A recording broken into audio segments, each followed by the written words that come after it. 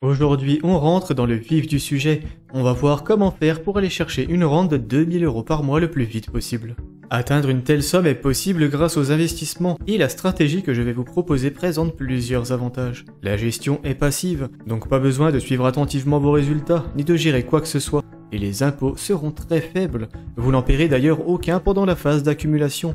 Enfin, la mise en place de la stratégie est très simple. Tout se fait en ligne, gratuitement, facilement et rapidement. Le principe pour devenir rentier est le suivant. En investissant suffisamment proprement et régulièrement, vous atteindrez une certaine somme qui continuera de générer des intérêts. Prenons un exemple avec 100 000 €. S'ils sont investis à 11%, ils vous généreront 11 000 € bruts l'année prochaine.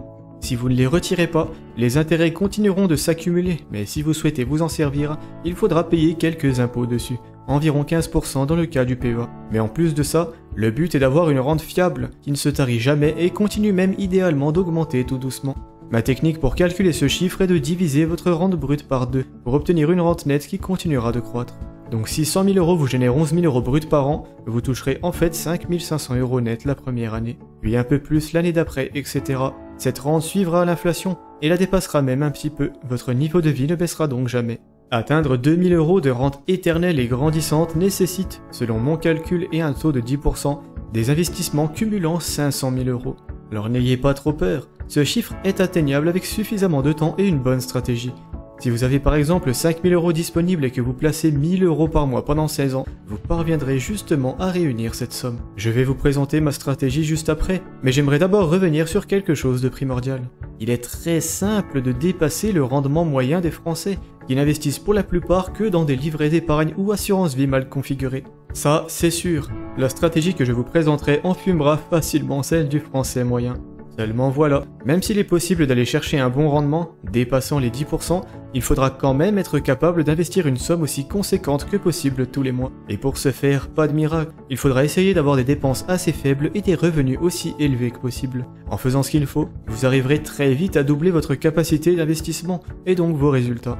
En effet, si vous gagnez 1 800 € par mois, et que vous dépensez 1 400 € en loisirs et frais incompressibles, vous tombez donc à 400 € d'épargne. Mais en augmentant vos revenus de 200 €, en travaillant ponctuellement le samedi ou en faisant des heures supplémentaires, et que vous abaissez vos loisirs de 200 € également, eh bien votre capacité d'épargne monte à 800 € par mois, et la doublée. Cette première étape est la plus importante et ne doit pas être négligée. Mais bon, elle est tellement évidente que je ne vais pas forcément m'éterniser dessus. La stratégie qui va suivre part du principe que la transmission de patrimoine ne vous tient pas encore trop à cœur, et que vos revenus ne sont pas spécialement énormes. Si vous êtes dans un de ces deux scénarios, restez bien jusqu'à la fin de la vidéo pour découvrir un plan d'action plus approprié à votre profil. Voilà donc ce que nous allons faire. On va acheter des ETF, donc des paniers d'actions à travers un plan d'épargne en actions, des SCPI, des obligations et du fonds euro depuis une assurance vie, puis de l'or et de la crypto-monnaie en passant par un compte titre ordinaire, ou une autre plateforme de votre choix, ça n'a pas tellement d'importance car vous serez imposé de la même façon.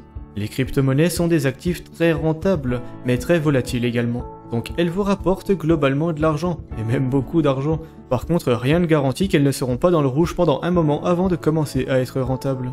Le Bitcoin propose un rendement de 30% par an sur ces 10 dernières années. Les ETF sont des paniers d'actions comme je disais plus tôt. On pense par exemple au MSCI World se constituant de plus de 1500 entreprises de pays développés, ou à l'Emerging Market, se composant de plus de 450 entreprises réparties dans les pays émergents. Et il y a aussi le Nasdaq par exemple, très rentable et basé sur le top 100 américain hors finance. Sur ces quelques ETF, vous pourrez obtenir un rendement de 10 ou 11% sans trop de problèmes, et d'autant plus sur des ETF à effet de levier. En effet, si le Nasdaq prend 17% par an depuis 10 ans, eh bien le x2 prend 31%. Voici en fait le fonctionnement de ces actifs particuliers.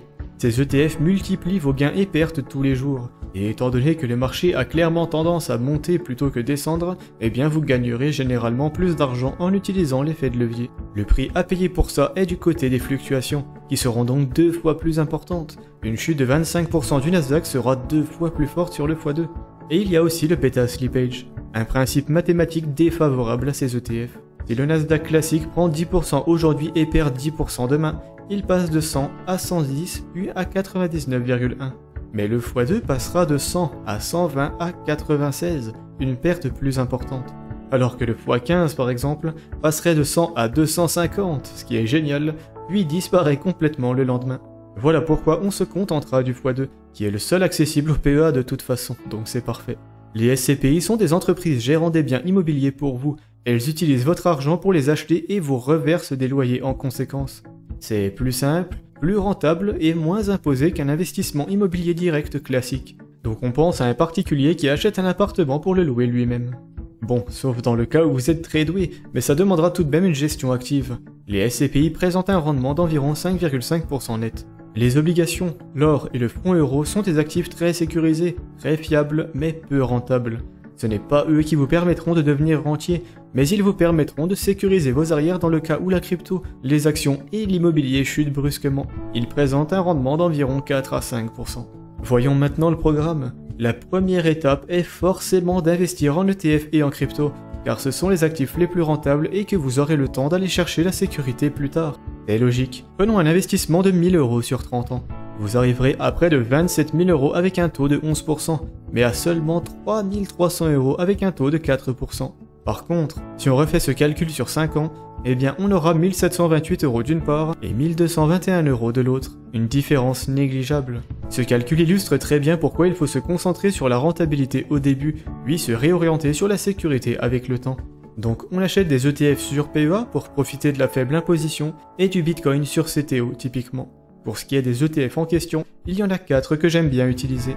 Le Nasdaq x2, très rentable, le MSCI World, particulièrement fiable, le Russell 2000, assez rentable et utile pour se diversifier, et enfin l'Emerging Market, un peu mou de nos jours mais aussi utile en guise de diversification. Les codes ISIN seront bien sûr en description. On pourra allouer 15% dans le Russell et 15% en pays émergents à coup sûr, puis 30% dans le Nasdaq x2 et 30% dans le World. Ces chiffres étant négociables suivant votre tolérance au risque. Il nous reste bien sûr 10% qui iront très bien dans le Bitcoin. Après voilà, si vous voulez foncer un peu plus dans le Nasdaq x2 pour l'instant et contrebalancer avec du World plus tard, pas de problème. Pareil, si vous souhaitez prendre un peu plus de World, ce n'est pas gênant. Vous pouvez faire ça pendant quelques temps, puis supprimer complètement le Nasdaq x2 au profit du World pendant encore un petit moment avant de passer au palier suivant. Et je précise d'ailleurs qu'il n'est jamais question de vendre quand on passe au palier suivant, juste de changer le support d'investissement qu'on utilise. On enchaîne ensuite avec les SCPI sur Assurance Vie. On pense par exemple à Remake Live chez l'assurance vie Lynx et à Spirit 2 par exemple. Encore une fois, on se concentre là-dessus pendant quelques temps, puis on passe aux obligations et fonds euros sur cette même assurance vie, ainsi qu'à l'or sur CTO, puis on remplit un peu les livrets avant de partir en retraite. Cette stratégie en gestion passive vous donnera un rendement d'environ 14%, ce chiffre étant basé sur le rendement historique de ces actifs moins une petite marge de sécurité. Mais attention, il n'est pas garanti, surtout sur le court terme car des fluctuations sont possibles. Mais en la suivant, vous atteindrez a priori les 500 000 € en un peu plus de 15 ans en investissant 800 € par mois. Vous aurez également un patrimoine très sécurisé et peu imposable à terme. Ce rendement d'environ 14% est vraiment le maximum qu'on puisse aller chercher sans prendre de risques insensés à mon avis. Il est certes possible de le pousser encore plus, mais la balance risque contre récompense deviendrait trop déséquilibrée. Le jeu n'en vaut pas la chandelle. Pas grand chose d'autre à faire que d'investir plus pour booster ce résultat, qui est déjà très bon honnêtement. N'hésitez d'ailleurs pas à commenter la vidéo si vous avez des questions, j'essaye de répondre à tout le monde.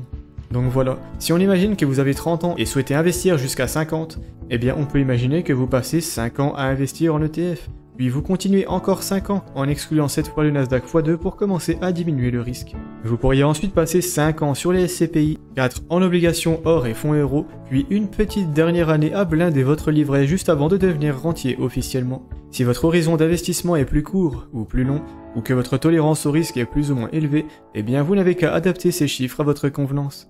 Tant que vous faites les choses dans l'ordre, vos résultats seront très bons. En plus d'avoir des impôts très faibles, sur PEA c'est 17,2% uniquement sur plus-value et qu'au moment du retrait.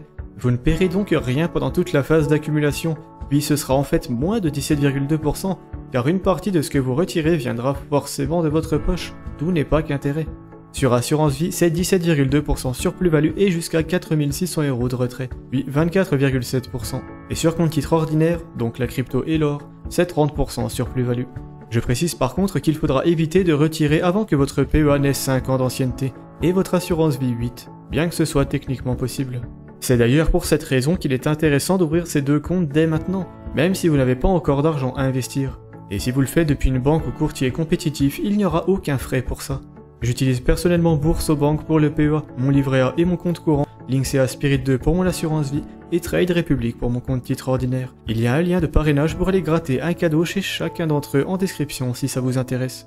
Enfin, comme je vous le disais plus tôt, il y aura mieux à faire si vous êtes intéressé par la transmission de patrimoine. Le PEA étant l'enveloppe la moins intéressante pour ça, il vaudra mieux acheter vos actions sur assurance vie dans ce cas, laquelle permet de transmettre 152 500 € par bénéficiaire sans payer de droits de succession.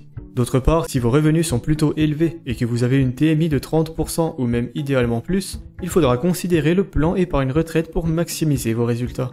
Une enveloppe fiscale très rentable dans ce cas, mais trop compliquée pour être résumée ici. Le lien vers la vidéo que j'ai sortie à ce sujet apparaît en haut et en description. Mais pour avoir le meilleur résultat possible, il vous faut une stratégie sur mesure qui correspond parfaitement à votre profil.